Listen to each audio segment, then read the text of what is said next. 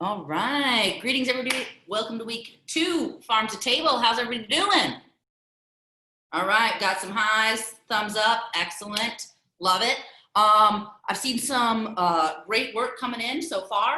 A few things to point out, just so that we're all on the same page here, right? 1, you can always resubmit. Okay, this is important. Week 1, I'm diving deep into your assignments, all right? You're gonna get a lot longer feedback this week than in other weeks, just because I want to lay the foundation so you know what my expectations are and that I can help you in any area that I see that you might need a little help, all right? A little adjustment.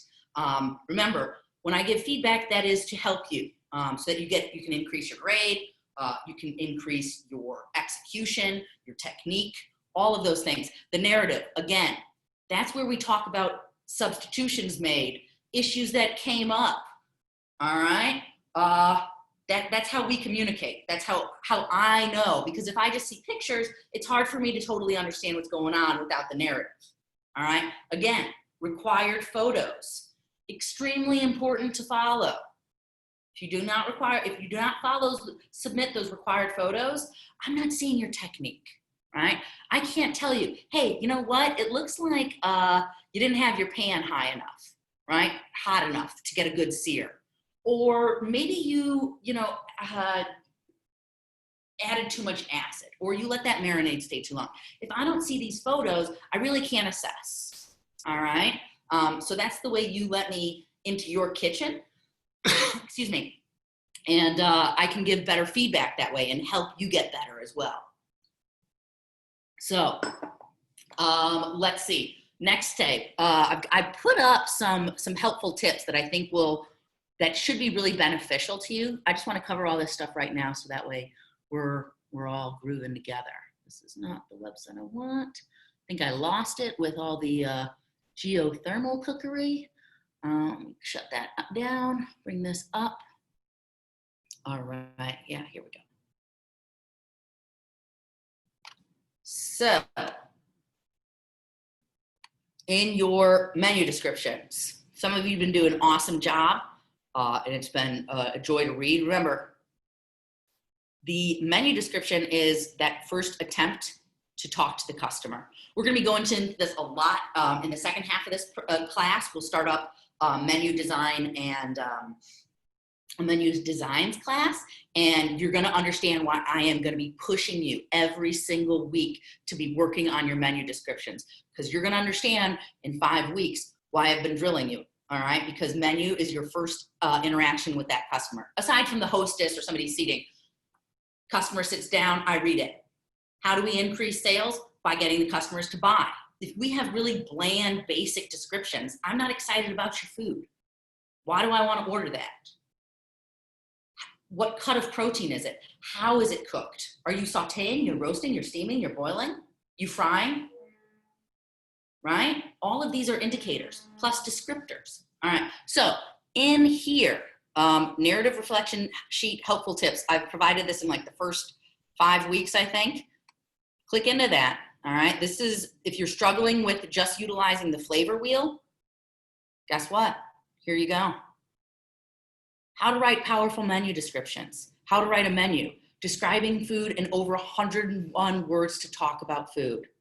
Use these as your resource, okay? Let's go into here. Well, this isn't the 101, this is world food. All right? Gives you a definition, so if you're not sure, hey, what is this? These are great words to learn. You are a cook, you're a chef, you want to go out in the industry, you're already in the industry, you want to be better, right? How do we talk about that? Is it astringent? Is it briny, right? Maybe anybody who made that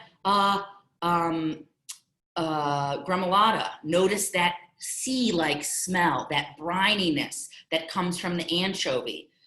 Salty, right? Salty is great, but if we're describing our food as salty, that doesn't sound good to me. If I hear that something's salty, I want something well seasoned. I don't necessarily want something salty. Salty means, oh, that's really salty. think about that connotation, right? You want something well seasoned. We don't want it to be salty though necessarily. Now, if you're talking about a specific condiment like fish sauce or soy sauce, that does have saltiness to it, but it also has other notes. All right, so it's not just that saltiness is the main taste or flavor profile. There's so many other levels, okay? We were talking about this last week about tomatoes, right? All of you knew exactly what we're talking about. What does that summer tomato taste like versus that winter tomato? You had descriptors for that. You knew that the texture changed. You knew that the smell changed. You knew that the consistency changed. The taste changed, right? So same thing goes with your food, all right? So the better you get at learning and knowing how to describe things, and I'm not saying this comes easily, right? First of all, we're looking at a big vocabulary here, right? That's a lot of words to learn. Maybe we don't even know the meaning of some of those. That's okay. This is why I'm giving you these lists, all right? This one is wild, all right? This is 101 words, all right? Maybe you have to look up some of the definitions for that. That's okay. Check it out. But there's tons of ways to start talking about your food instead of just using what's provided on that flavor wheel. Flavor wheel is great in CU101 when we're starting off. We're in CU222. You're jumping into the next externship. You know, soon. That's going to be your next cooking foray. Get into it. All right? Start pushing yourself. Start digging deeper. All right? Look, we're only on M's. Okay? So, so far, whatever route, everybody's doing an awesome job on texting those instructions pretty much. Your menu description. I've seen people breaking them down individually, which is fantastic. Also remember looking for, how would you write that full meal on a menu? All right, include that. Been seeing some great work, everybody breaking down all three of those components as well. So fantastic job. I just want to make sure that everybody's using this and making sure that you assess your work properly because the better you assess, the better you observe, the better you will become in the future, okay? Because the more we observe food and the transformations that it goes through, it means the next time I'm cooking it, I'm like, something's looking a little bit off, all right? That batter just doesn't look right. That dough, maybe we were making pasta dough for the first time, right? And you're like, all right, this is really dry, all right? And you don't know, you're like, I'm following the recipe, and you make it and it sucks, right? And then you find out, okay, I needed to add more water, okay? So the next time you're making these observations, you realize, okay, that dough was dry. I need to sprinkle, take a little fingertip, sprinkle some water on there, keep working. Or maybe it's really wet and you're like, this is mushy. It's just, I can't work with it. That means I need to add more flour, okay? So as you observe, the more likely you're gonna be able to correct potential issues in the future, all right? Say you're making that chimichurri, right? I've seen some awesome chimichurri, but I've also seen some chimichurri that's super oily and there's almost no parsley. Check your recipe, all right? Is that volume? Is that weight? What does chimichurri look like? Maybe you don't know, that's fine. But guess what? Do some research. I also provided here in your class page, right? People were saying, hey, I don't know what this is supposed to be or what it's supposed to look like. That's fine. Nobody knows everything, certainly not, but I'm going to provide you with the tools that you need, all right? And if you don't, reach out to me, which a lot of you did, which I'm super grateful for. But here you go. In this slideshow that I'm going to have for every single week, you've got the tools here, all right? I don't want to hide anything from you. I want you to be successful. I want you to feel like you can reach out. Hover over, okay? Anything that's underlined, that means there's a link to it. This is extra reading. This is extra information. You're paying for education, right? You might as well get it. Food from scraps, plants from seeds. What's going on? Sauce search, okay. Chimichurri. Open link in new tab. All right, we're gonna get a brief history. Right now, boom, I see a visual. I know that my chimichurri should look like this, most likely, right? Maybe I'm just gonna do a basic search and I'm just gonna say chimichurri.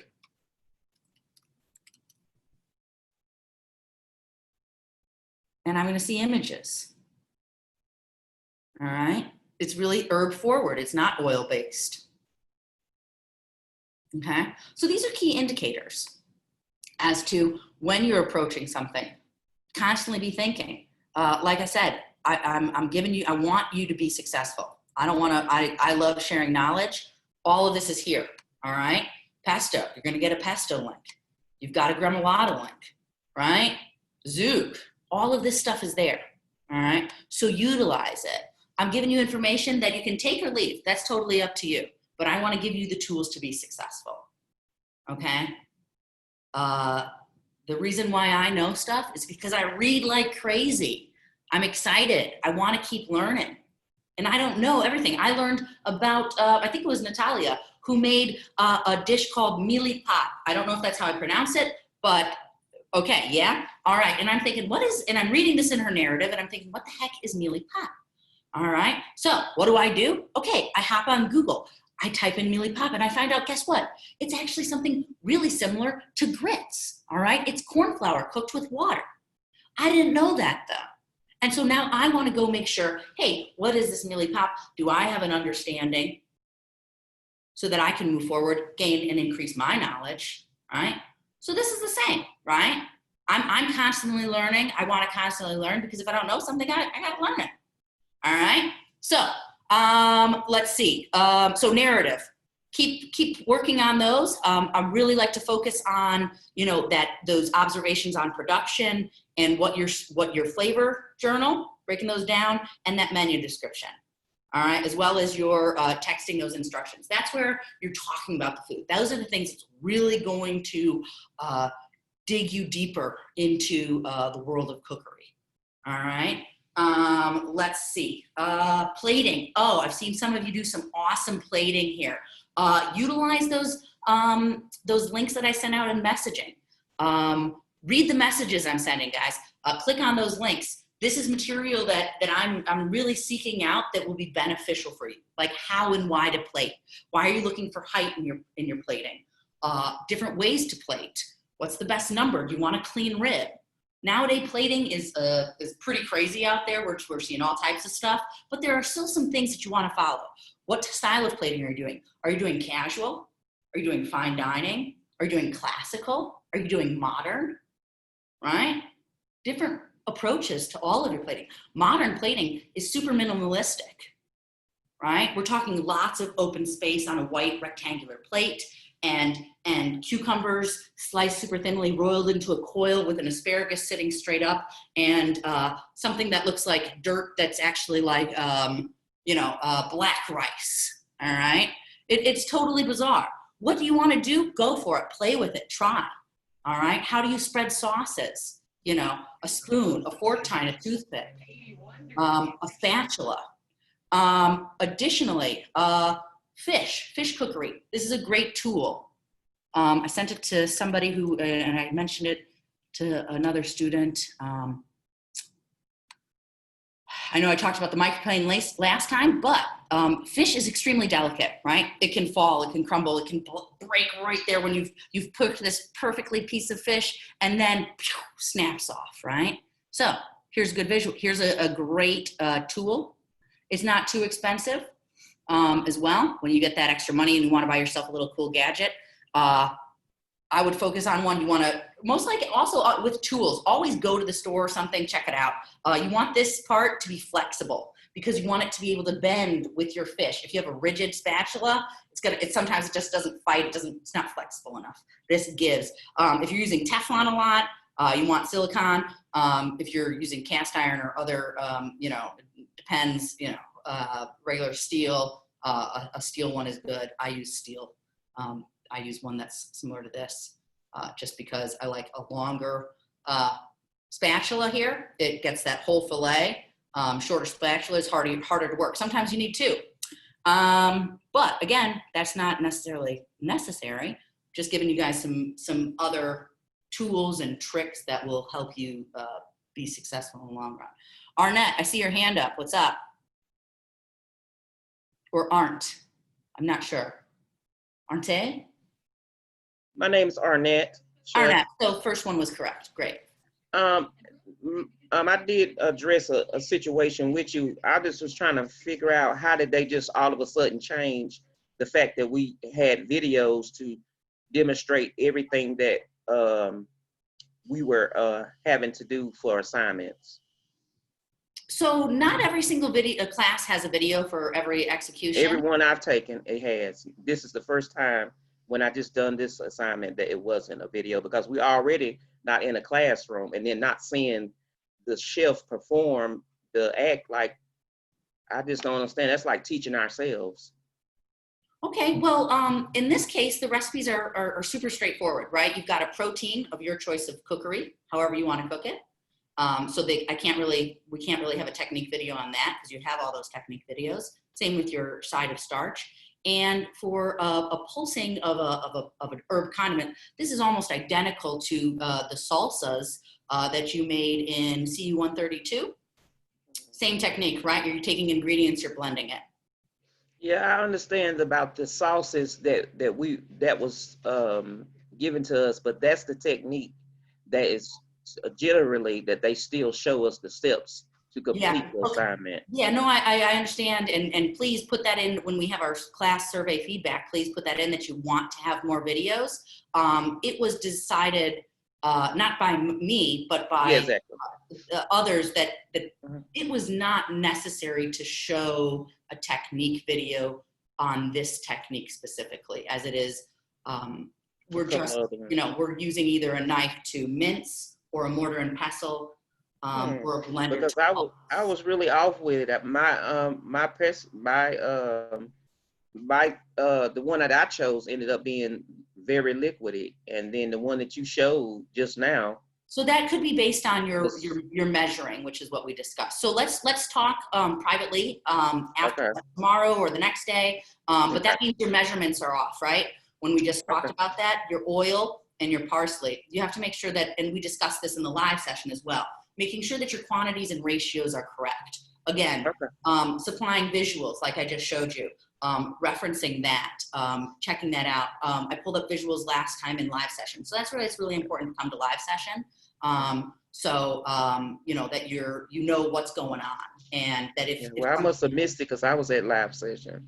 Okay. I don't recall seeing it. So also but thanks, Chef. I just let you go ahead with the class, and I'll just speak with you later. Thank you. Yeah, sounds good. All right, cool. If anybody has questions along technique processes, like I said, doors are always open, right? But reaching out on, the day it's due doesn't really help. That's why we want to say preparation is everything. Submitting assignments. There were some issues with Google Drive, but this issue's been happening since last block. So those are things that, we're in CU222, the last class. These are things that you need to be proactive about as a student and say, hey, something's not right. Who do I contact? I need to contact student support. I'm having a tech issue. All right, waiting to the 11th hour. This is what happens. I've been there myself. I've done that. Guess what? I learned my lesson. I needed to print off a paper when I was trying to graduate. Guess what? I messed up. My printer just stopped working. What happened? Yeah, you learn your lesson that you don't wait till the last minute. It's as simple as that, right? You gotta prepare. Now, I know schedules are super tight for everybody. Totally get it. But take a look at that recipe. Watch that archive as soon as you can. Put it on in the background if you're doing stuff. If you're cleaning or taking care of your kids, feeding your kids or whatever, put it on in the background. Be listening to it, all right? And if you need to go review it, go review it. But it takes a lot, right? And like I said, I'm gonna provide you with as many tools as you need to be successful in this course. I'm gonna talk about ways to cut, like this past week. What's your most cost-effective recipe? Gremolata. A lot of people have been doing it because it's super cost-effective. Awesome, great. Trying to make pesto, super expensive. If you're working on a budget, don't make pesto. It's as simple as that, right? If you're trying to make a cost-effective menu, are you going to use Wagyu beef in a burger? No, I'm not. So You gotta start using your head and start thinking, how can I be the most proactive? How can I make this cost effective? Start thinking like a chef, all right? This is important, all right? Really, you gotta start thinking, how can I be proactive for my own education? All right? I'm not trying to be mean or anything here. I'm just trying to say, let's do this. All right? I want you to use me as a resource, and I want you to be awesome. Okay? So, keep pushing.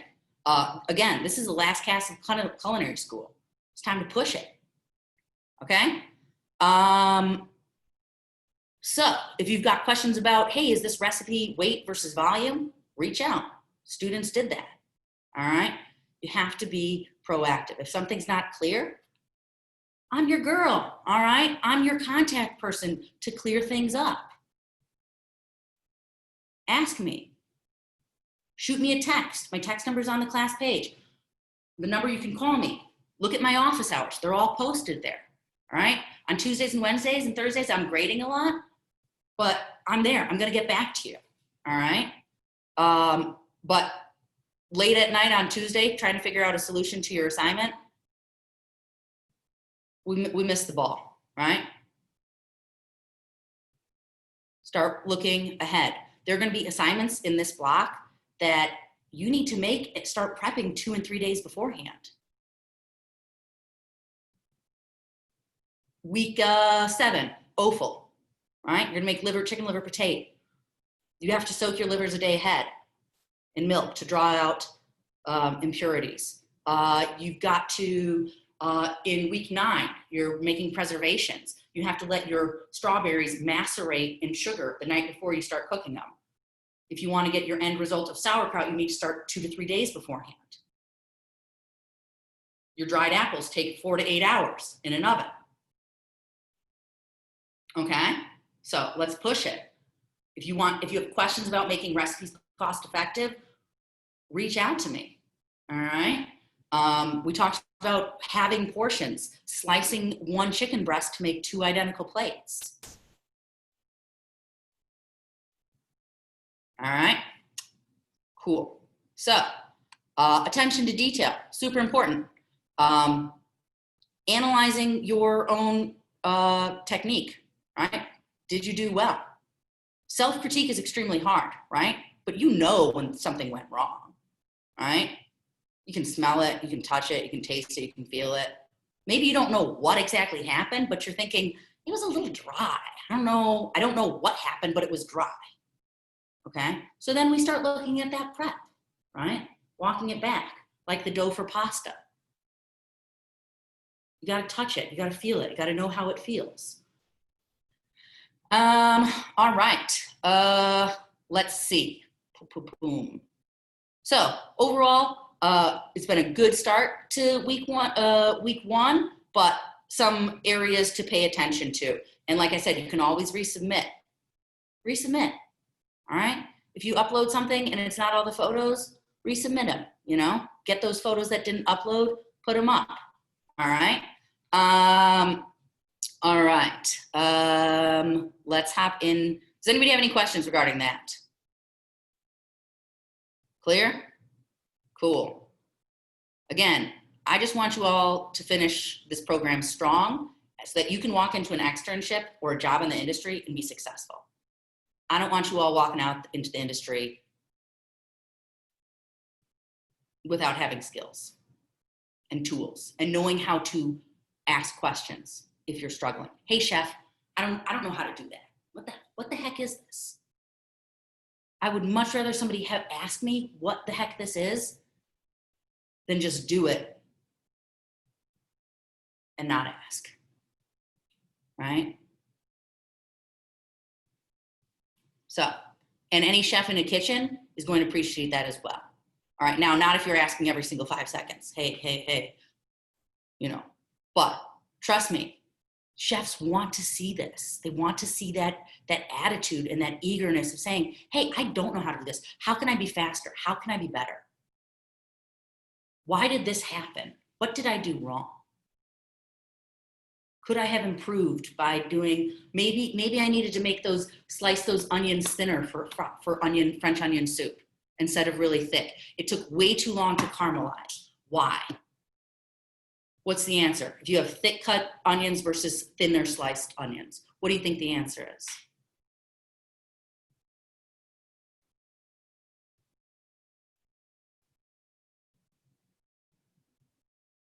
Thinner is faster. Why is it faster? You're right.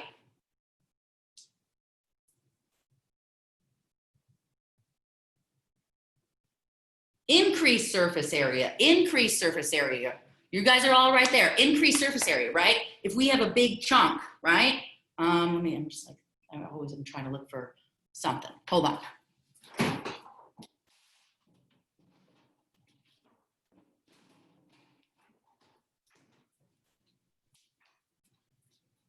I have a jalapeno, all right?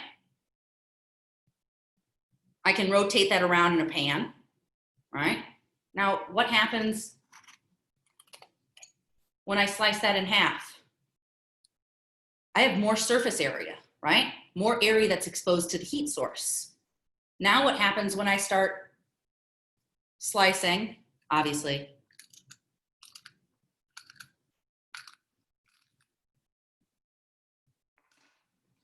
what happens when now I have all of these little pieces? More surface area, more areas exposed to the heat, right? So, I know nobody touched your eyes afterwards, right? The jalapeno serrano. Glasses are good. Increased surface area. It's gonna cook quicker.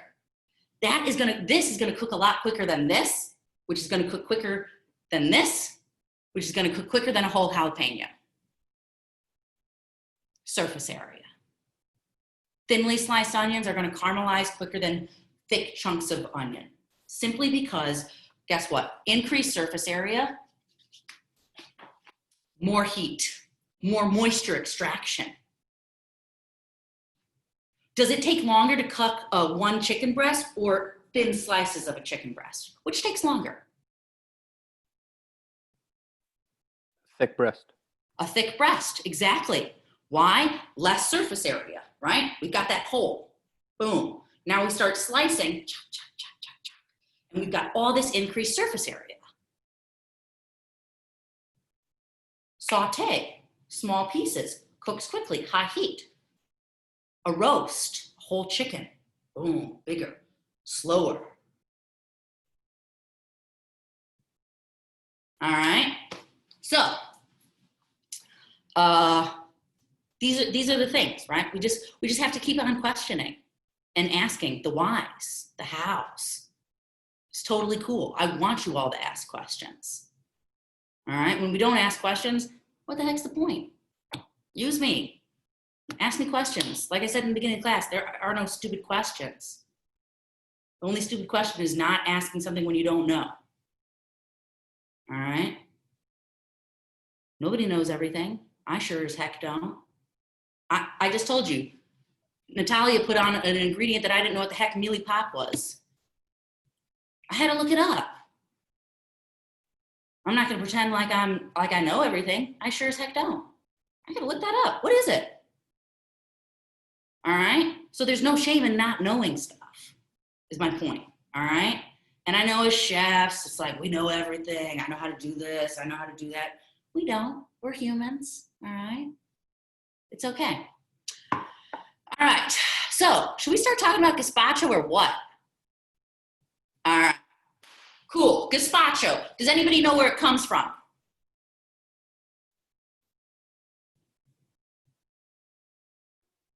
Mediterranean. Spain. Yeah, Joshua hit it. Med, you're in that region. Spain, exactly. Specifically from the region of Andalusia. All right. There's some great information. I have a little history of Andalusia in that slideshow. Check it out. Also, we're going to be peeling tomatoes. Sounds weird. Who knows? Thanks, Latasha. I don't know if that's good or bad. Who knows how do we peel a tomato? Sounds kind of crazy. We've got really thin skin. Oh, I see some. Deborah. Oh, Deborah raised her hand, but somebody just jumped in. Simmering in water, then ice. Blanch, yes, exactly. We do not take a paring knife and try to skin that, all right? Why? That skin is super, super thin, all right? So what you wanna do, you're gonna core the bottom of that tomato, all right? Just a little X on that bottom of the tomato. Hot water, put it in, boom, blanch it really quickly. You don't need to stay long. That thin is so skin, that hot water is just gonna make it penetrate. Pull it out, shock it and shock it. Does everybody know what shock? Blanch and shock. Shock means shocking it in ice water. Shocking, because you're going from this hot water to cold water. All right, ice water, a little bowl, shock it, boom. Next thing you know, those peels are gonna come straight off. Now you have peeled tomatoes.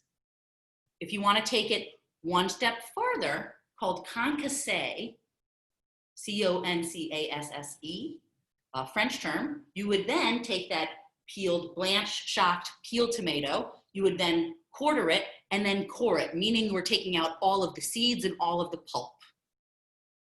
Then you would do a nice julienne or a fine brunoise. You get some beautiful results out of that. You'll see that in super fine dining French cuisine, all right? Now, you do not need to concasse this. You just need to blanch and peel that skin. Why do we think we want to take that skin off? It's too tough. Boom, yes, exactly, Robert. It's a bit tough, all right? You get these like longer stringy pieces depending upon your food processor, or if you're using a mortar and pestle.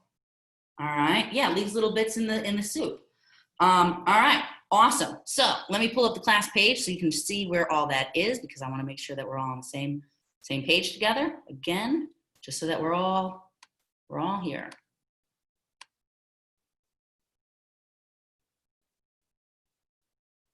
All right. We'll hop into some of these other things. We got more fun stuff to talk about. But again, in that slideshow right here, I didn't make this just for fun. Made it so you could help. Here we go. Everything you need to know about egg labels. Oh my gosh, we're gonna talk about that in a minute. It's fucking, oops, did not just say that. It's freaking crazy, all right? You're gonna be totally blown away. Sorry, I'm just excited. This is all about meat from the USDA, GMOs versus organic, pros and cons of both. This is gonna be a topic that we're gonna keep talking about throughout the class. The history of gazpacho, and how to peel tomatoes. Easy steps, boom, right? Click that link, we're good. Okay, so all that info is there. I wanna hop into the recipe to target some potential issues first and foremost, and then we will talk a little bit about labeling. So, 10 ounces, tomatoes peeled and chopped fine. Now, can you use canned? Sure, but why would you when we're in the summer? Tomatoes are pretty affordable right now. You can use Roma tomatoes. You can use beefsteak tomatoes. You can use a variety of tomatoes. Romas are gonna be most likely your most cost-effective ones. Peel that, chop fine. Now, some students in the past have said, what does chop fine mean? So, to finely chop or to finely mince, essentially is, instead of saying, I want you to do a brunoise, right? Chop fine is essentially like a brunoise, but you don't need the dimensions, okay? Just like a roughly chopped, right? I want to roughly chop that as opposed to I want a large or a medium dice, all right? When we call for very specific cuts, large, medium, small dice, bâtonnet, julienne, chiffonade, right? Those are specifics. When it's finely chopped or finely minced or rough chop, that means, hey, you know, have a go at it, you know, get it nice and small pieces, but they don't have to be uniform. Cool? All right. Now, you will notice, so for most of these, you've got finely chopped. However, when we get to the garnish, we're looking at small dice, or you could go for brunoise if you want. I'm fine with that, okay? But that's the difference. You need some of these finely chopped. Why does it not matter? It doesn't matter what our knife cuts are gonna be because this is gonna get pureed, okay?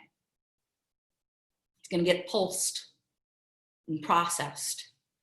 But for your garnish, you want something to look really pretty. Yeah, margarita, more like on the rustic side, it can be taken that way. It's just not as specific, right? It's more just of a general, hey, we just need to chop this really quickly. We're not looking for a very specific thing. Fresh white breadcrumbs. How do we get fresh white breadcrumbs? Well, I'll tell you, the best way to do it, and the best way, you're gonna make croutons as well. The best way to do this, get a loaf of bread, preferably not air bread, like Wonder Bread. That compresses really tightly and it's hard to make breadcrumbs. Get like a sourdough if you can, or a baguette. You're gonna have a little bit more luck and better end result using that. Some students have used panko, or actual breadcrumbs for dredging. It works. They need to hydrate. Okay, when you're doing it, when you have fresh white breadcrumbs, it's not as dry. So there's also going to be that absorption factor, right? What do we think that this fresh white bread crumbs? What does that do in this recipe? Binder. Binder, body, a thickener. Thickener. Yeah. Thickener, right? All great words, all right? All of those refer to that viscosity of your end product, okay? Lots of thickeners. We can use cornstarch. There's roux, there's potato, there's bread, there's rice, usually starches, right? That add, some thickening to it. All right. Let's see what else. Water or tomato juice. Water, you're gonna get a little bit paler of a finished product, and it won't have as much flavor. You know what else I would say? Hey, if you had some vegetable stock that wasn't like aggressively cabbage flavored, go for it. Tomato juice is gonna give a deeper red color and a bit more flavor to it. Now, make sure that your tomato juice does not have a ton of sodium in it. Use like a sodium-free one, otherwise you're gonna have saltiness, right? Again, be sure to adjust your salt and pepper to taste. TTs, for some people this has been confusing. This is to taste, not tablespoon, it means to taste. So that could be, start with a pinch, a squeeze of lemon juice. For your if you don't have a lemon, use some more red wine vinegar if you're already using red wine vinegar. That's totally fine. Now, a few other points to pick out. A hand blender, like a stick blender, this will do the trick, all right? So you need a blender or a stick blender or a food processor. All of those will get you the end result. Now, this part where it says if a blender is not available, combine all ingredients and pass through a food mill. This is like literally if you don't have any type of processor, all right? You're gonna wanna pass that through the food mill. But if your food mill is not strong, you're gonna have so much pulp left over and almost just basically like a liquid that remains. That's really not the goal, all right? To taste, Gildo, to taste, not tablespoon. Deborah, you could use a vegetable stock, not tomato soup. You either want tomato juice or water or a light veg stock. All of those will do the trick. Okay, then you're gonna beat in this olive oil, all right? Adjust your seasoning to taste, TT. Add those if you like it spicy. If you don't, hold back. And then chill it, right? Why do we want that chilled? Because otherwise you've just kind of got a lukewarm soup. And what do we know about cold temperatures and hot temperatures and seasoning? What do we remember about that? Salt and sugar. How does heat affect that? How do temperatures affect salt and sugar? Intensifies it. Exactly, right? Sugar, think about sugar, ice cream. When ice cream is frozen, it's nicely balanced, right? I mean, it's sweet, but it's balanced. When it melts, it's super sweet, right? Because it's warmed up. So sugar has a different impact on cold temperatures, right? How it tastes. It's really crazy. But I'm telling you, this is science. I didn't make it up, okay? Same like salt. Start tasting things when stuff is warm versus cold and how salty it is. Does it taste saltier? Does it need more salt or less salt?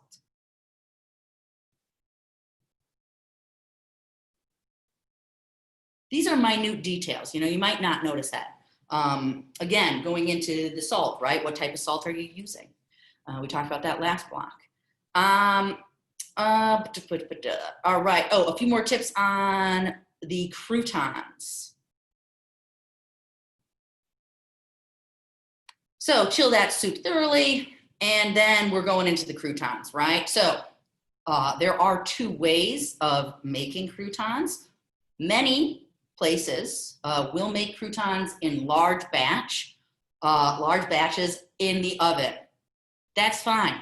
That's easy, unless you forget about them, right? But we want you using the stovetop. You heat a little bit of fat in there. You add your nicely cubed, right? 1 centimeter by 1 centimeter, 1 centimeter bread. Again, using that soft, fluffy bread that's just going to compress. It doesn't yield great croutons. You can barely cut those. You want to get that oil hot enough, but not where it's smoking, because otherwise, in a second, croutons will flip. All right? Like all of a sudden, you're like, oh, they're perfect, and then they're black. I burned my fair share of croutons a ton of times. It just happens. You turn away for 1 second, you're like, oh my goodness, done. Start over. All right? Smoking temperatures. Let's talk about smoking points really quickly. What has a good smoking temp? What has a high smoking point? Yeah, focaccia does make a great croutons. Canola. Olive oil is pretty low, actually. Canola is good. Grapeseed, good. Yeah. Peanut, yeah. What about the old favorite, classic escoffier? Clarified butter, baby. All right? Clarified butter. A lot higher smoking point than regular butter, right? A lot higher smoking point than olive oil. Now, different types of olive oil. You've got extra virgin cold press, low smoking point. That is going to turn quickly. You can get those really light extra virgin olive oils that have been like pressed and they almost look golden. There's no green hue to it. That has a higher smoking point.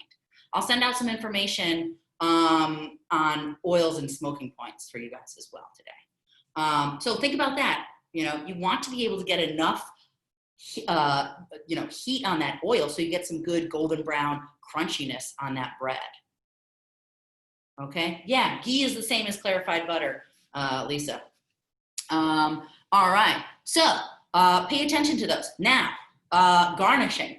This is pretty simple, right? We're pulsing some ingredients. We're gonna do some cuts, knife cuts. We're gonna pulse and process a cold soup. Again, cold soup, open your eyes. I know we think about soup as being hot, but it can be really refreshing, especially during this time. Once you learn this basic recipe of gazpacho, start playing with watermelon gazpacho, melon gazpacho, grape gazpacho. There's tons of gazpachos out there, all right, that chefs have been coming up with. So they can be super refreshing. Now, plating, all right? If you want to have a little fun with your plating, I'm all for it. I want to show you some really cool ways, because otherwise we just like think about like a bowl of soup and a little bit of garnish. That's fine. That's cool. Maybe you have a little bit of chimichurri left over. Maybe you have a little pesto left over, and you want to just put a dollop of pesto, you know, boom, or chimichurri, a little droplet. Or maybe you've got some of that flavored oil. Put that in there. Maybe a little olive oil. Let it sit on top. Okay? Maybe you, in addition to the croutons you want to make a really thin piece of crostini and lay that across your bowl. So let me pull this up. Let me give you some visual.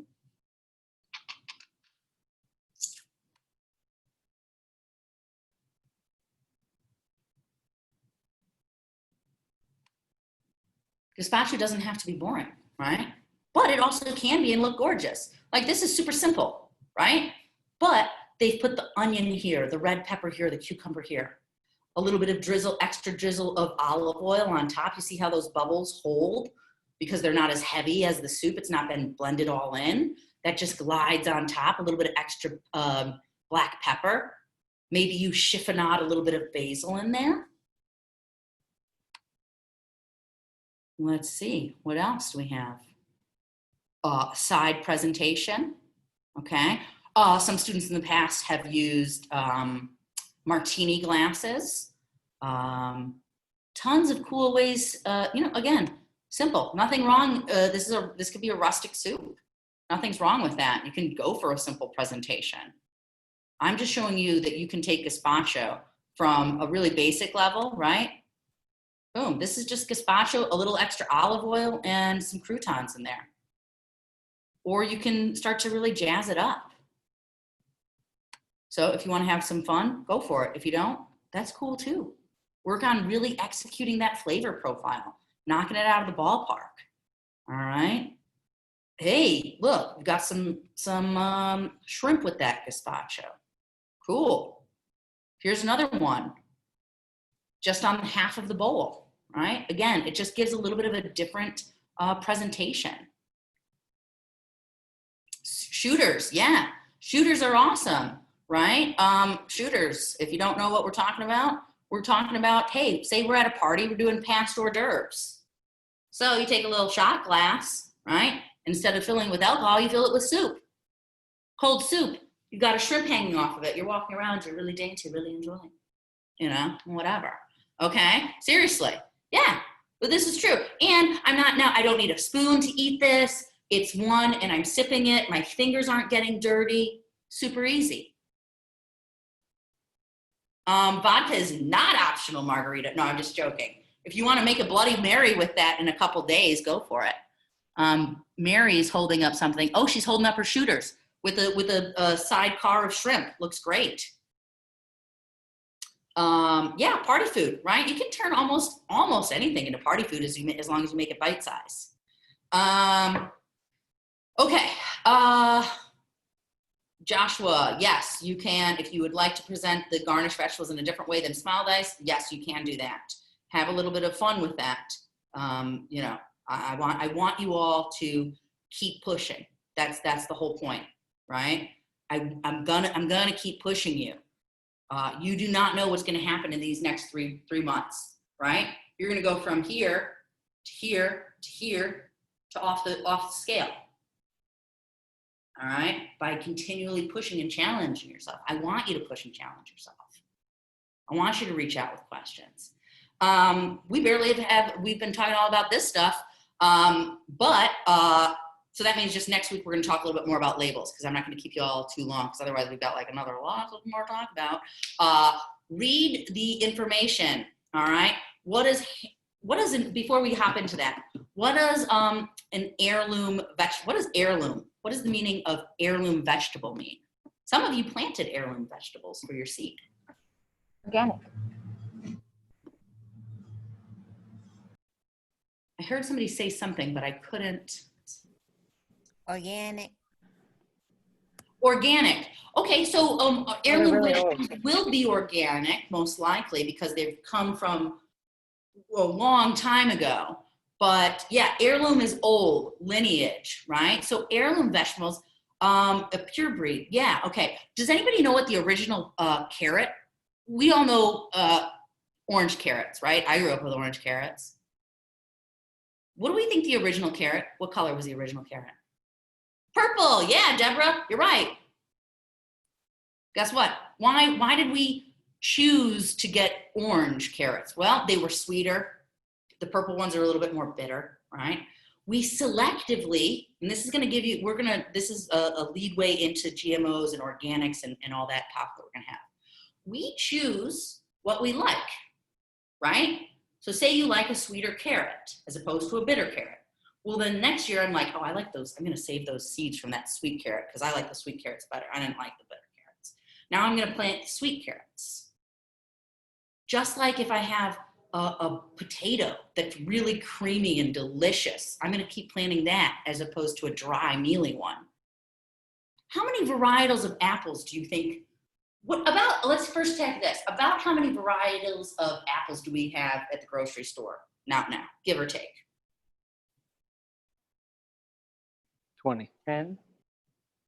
10, 20? 20 would be a really great grocery store. All right, I think 10 is pretty realistic to say. What did we have 15 years ago, though? Red Delicious, Granny Smith, Golden Delicious. What else? Fuji. Maybe some Macintosh. 15 years ago, maybe if you were at a Whole Foods, you had Fuji. That was it. That was it, exactly. So we're talking about 4 varietals that are on the market, right? Now we go, we've got Macintosh, we've got Fuji, we've got Pink Ladies, we've got, the list goes on and on. Okay? Tons and tons. And then if we want to go back farther, talk about those heirloom varietals. 7,500 different types of apples.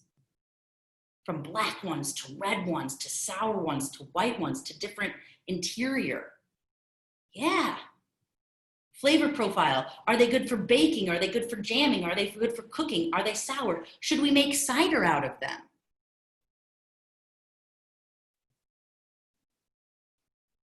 So heirloom texture, yeah, for sure. Heirloom varietals, those are heirloom seeds, things that kind of fell on the wayside, all right, because of mass agricultural industry, okay? Where it was like, grow this, grow this, grow this. All those special little products out there kind of got left behind. Heritage breed. I'm talking about these really rapidly because they're in your reading. I just don't want you to be lost. Heritage breeds. Does anybody know what a heritage breed of an animal is?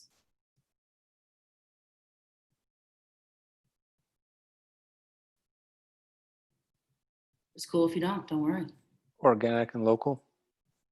Not necessarily, but they can be organic and local, but that's not a requirement of a heritage breed. The same kind of breed? Again, it goes to heredity, which is Margarita is saying, right? Okay, where do these come from? Let me show you a website. Who's ever heard of like, okay, before there was just pig, right? Just plain old pig. Like I got pork on the menu, right? Who's heard of Berkshire pork? Has anybody heard of Berkshire pork? Yeah, right? People are like, ooh, that's some good stuff. Okay. What about the pork that called Mangalitsa? Has anybody heard of Mangalitsa pork? This is a super fatty piglet. Super fatty, like tons of fat to meat ratio. Ton of them in Hungary and Eastern Europe. Okay. So different breeds, just like different breeds of dogs, right? They're going to have different characteristics. Some are going to be fattier. Some are going to be leaner. Some of them are bigger, right? Just like naturally bigger, are just bigger and stronger. So they're going to be meatier, right? So they're going to have good yields. Okay. What about chicken? Guess what? Chickens also heritage breeds. The blue-footed chicken that hails from France, prized for its delightful flavor, right? Again, we're talking about breeds, different breeds that have been either selected or weeded out due to what the customers want. If I'm raising chickens, right? Say I've got like 50 chickens on my land, and they are some skinny little things, all right? I'm taking them to market, and people are just like, man, they are all bones, girl. Like, what are you trying to sell me? Nobody wants them, right? So I'm gonna like figure out, hey, can I get some different breeds of chickens that have more meat on them? Yeah, chickens, all right. But that have more meat on them, right? Because the customers are saying, yeah, we want something with a little bit more meat. Maybe their flavor profile isn't good. Let me pull up this quick thing on the heritage animals so we can get an idea of this. And there's an event every year. Well, maybe not this year, COVID, hello. About Cochon 555. So look, so here's one. This is Livestock Conservancy. Pigs, let's just check this out. Let's just check out the pigs. Or do we want to check out goats? Or now horses, obviously. Guess what? People do eat horse, by the way. Not everywhere, but they do. And rabbits. Let's do cattle, just because it's first here. So now check this out. We're also talking about what types of breeds, right, might no longer exist. Just like we know that animals become extinct, right? That are like, we think about them just being in like the Amazon and in the jungle, or in polar bears in the Arctic. And we think about these, or elephants or tigers. We think about these extreme animals, right? That we know that become extinct from overhunting, poaching, all these things. Well, guess what? There's also just normal animals that we regularly consume that are either on critical, right, the list, threatened, are on a watch, recovering, which is awesome, or they're in a study. Okay, so let's see. Okay, so this is our asterisk breeds are unique to North America are listed in bold font. All right, cool. Oh, here we go. I know what'll get you guys. Who knows about that type of, what's that butter? Does everybody know about that butter called Kerrygold from Ireland? Right? Kerrygold. Well, guess what? That comes from Kerry cattle. Black Celtic cattle that occupied this area during the time of Caesar's invasions of Britain. All right? They were important. Here's the thing. Now, why do we like them? Here we go. They're small and lean, blah, blah, blah, blah, blah. They produce an average of 5,000 to 7,000 pounds of milk in a lactation period. Some are capable of yielding over 10,000.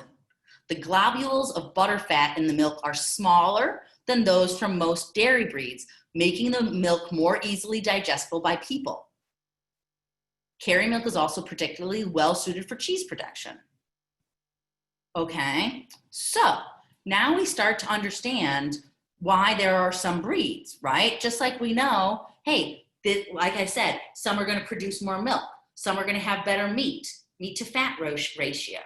All right, so it's all about what you want. Same with the heirloom varietals. What about different types of squashes? Calabacita, you've got zucchini, you've got yellow squash. Chinese eggplant versus Italian eggplant. Different types of peppers. Same thing, different story. All right, different flavor profiles, different meatiness, different ways of utilizing their byproducts better. We've got somebody's talking about Wagyu beef, Kobe beef. Yeah. All right. Tons of different types of products, and we really are starting to become more aware of this. There's value in these. All right, I'm not going to keep you guys much longer because we're already at 6:03. Tons more to talk about next week. Start checking up on labels. We talked about this a little bit in week 1. What does natural mean? Natural means nothing.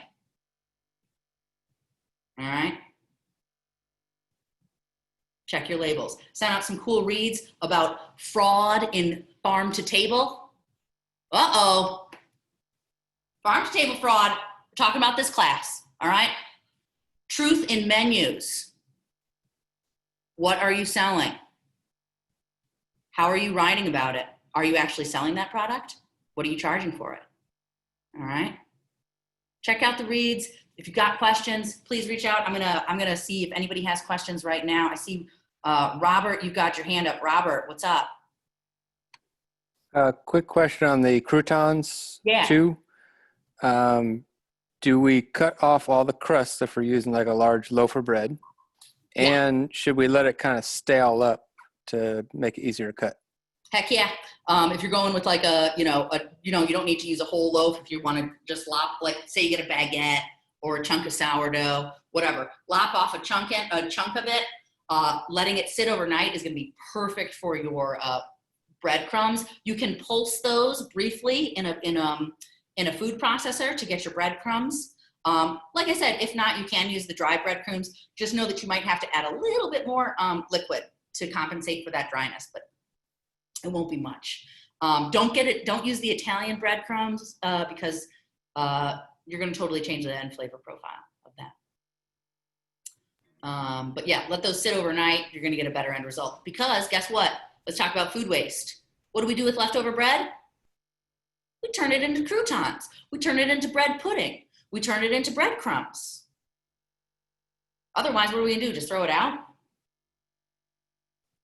No way. Profit. Turn it into money. All right. Cool. Anybody else? I'm seeing if anybody else has questions. Let me see. I do, Hindi. Yeah, what's up? Quick question. I have a whole loaf of white bread, like it's not Wonder Bread, but it's kind of that same style. Should I Okay. let some of the bread just dry out a little bit? Exactly. Who's ever made stuff like I know my dad? He makes Thanksgiving stuffing from Air Bread, Wonder Bread, right? That's like that is what we do. But in order for him to cut that, you got to let it sit out overnight. Take a few pieces out, put it on a sheet tray, let it sit out overnight. As long as it's not too humid, it's going to dry out. If it's super humid, put it in a low oven, a low temp oven, pull out a little bit of that moisture, you'll be good to go. Okay, and then I also text you, but if you can answer my question right now. My test strip is actually in my self ID picture, but it's in my hand. It's on my left hand. Okay, yeah, I did not see that. If you moving forward, I'll go back and check your photos, but just put it on a piece of paper so I can actually see it because it's hard. Okay. With next to your test strip thing, you'll be good to go. Yeah, it's on my left hand above the sanitation bucket. Okay, just resubmit your assignment and then it'll come into my feed and then I can do it because I've got a lot of assignments running and just hop that in there and we'll be good to go. Thank Cool. you. Yeah, for sure. David, Craig.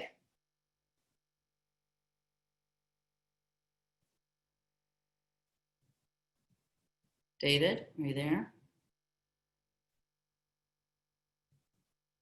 Okay, if you're there, let me know. Natalia. Hi. Hi. I had two questions. One, I have brioche bread just sitting in there. Can I use that? Go for it. Also, take it, slice a piece. Brioche is good. It has is some nice texture to it. Brioche croutons are like heavenly because their brioche is made with extra butter. So it's extra fatty, extra tender. Okay. Yeah, it'll be great. And also, does my gazpacho have to be with red tomatoes? If you want to make it with like green tomatoes or Kumado tomatoes or purple, green zebra tomatoes or yellow tomatoes, if you've got those coming in, heck yeah, it's summer. I have some orange ones. Go for it. Just know, Also, yeah. do I have to put my croutons when I'm plating? Do I have to put my croutons on top of my gazpacho, or can I line them to the side and do presentation like that? Heck Okay. yeah, have fun with that. Okay, thank you. You're welcome. Latasha. I have a question as far as the croutons. Mhm. Do it have to be white bread, or could we do something like maybe pumpernickel? Yeah, go for pumpernickel. Just make sure it's like you want something that has a little bit of structure to that bread, but pumpernickel would be delicious. Go for it. You will have to just pay a little bit more attention when using a darker bread. Your golden, you're trying to maintain achieve that golden brown. So you just have to pay a bit more attention to a pumpernickel bread, especially if this is your first time utilizing making croutons in oil on the stovetop. Just pay a bit more attention to it because you're not going to really be able to see that color change as drastically as like a white or a light wheat bread. Okay, so just watch it like I would do with a little baby. Yeah. I got you. Thank you, Chef. You're welcome, Latasha. I like that. That's exactly it. Margarita. Hi, Chef. Just wanted to know, okay to substitute the green pepper for maybe yellow or orange sweet pepper? I'm cool with that. Okay. Thank you. Yeah, you're welcome. I'm here, Chef. Hey, David, what's up? All right, you guys answered my question already. Excellent. But I do have one more question, though. All right. I live in a small town, and some of the stores don't have everything. Can I substitute it or no? if you're substituting something like crazy, no. Reach out to me, talk to me. This is all about communication. I will help you. Like, if you're having trouble finding something, reach out to me, let me know so we can come up with a substitution that's good, that's appropriate, that'll yield the same flavor profile. Is there anything in particular that you're having an issue locating and sourcing? Right, I was making sure they have all the peppers and everything. Yeah, if you can't find the green pepper like Margarita was asking, use a red pepper, use a yellow pepper, sweet bell pepper. Those are all going to be in the same family. Those so like one-to-one substitutions like that, totally great. Right, All make right. it look like art. Food is art. Totally. There's always flexibility in that. But if we're like talking about substituting tomatoes for carrots. No, absolutely not. Yeah, exactly. So those are those things. But yeah, substitutions like that I'm totally cool with. And they make sense. Okay. Yeah. Thank you very much, Chef. Very welcome. All right. Yeah, Henry. Yes, I just want to apologize for being late. Had to go do an MRI, and it took way longer than it was supposed to. But I popped in when I could. I will go back and review the archive. So. Okay, cool. You all right? Yeah, I'm good. They are trying to figure out some nerve damage maybe in my leg from a back surgery that I had, and it's been 10 years. So I had it on the L4 and the L5, and of course the nerve test showed L4 and L5 is where the pinched nerve is coming from. So we'll see what happens. Okay. All right. Good luck. Yeah, I've got C5, C6 issues and nerve damage as well. So I get it. Yeah, I had a anterior posterior lumbar fusion done in 2012 on the L4. Went for it. Yeah, I did not. They wanted to do me here, and I was. I don't know. Oh yeah. No, they did my back. If it was up higher, we'd be all right. Yeah. So. Yeah. All right. We'll get that rest. Do some new exercise. man. I've got all kinds of new parts in my body. New knees, new kidney, new back. So. Hey, you're like what's that person called? The Bionic man, all right. Yeah. Exactly. Exactly. All right. Well, hey, But hey, we keep on moving. Let it stop us. You know what I mean? Exactly. All right. All right. Take care. Let me know if you have questions. All right. Okay. You will. Thanks. All right. You're welcome. All right, class. Kept you longer. Sorry for that. But I hope that if you have questions, reach out. If something's not clear, reach out. Only reason I'm pushing you is because I want you to be better. All right. And I know you all can be because you're not here at the end of the program for no reason, right? So keep kicking butt, keep cooking, keep questioning everything, and yeah, let's have fun. All right, cool. Catch you on the flip side. Bye, everybody. Take care.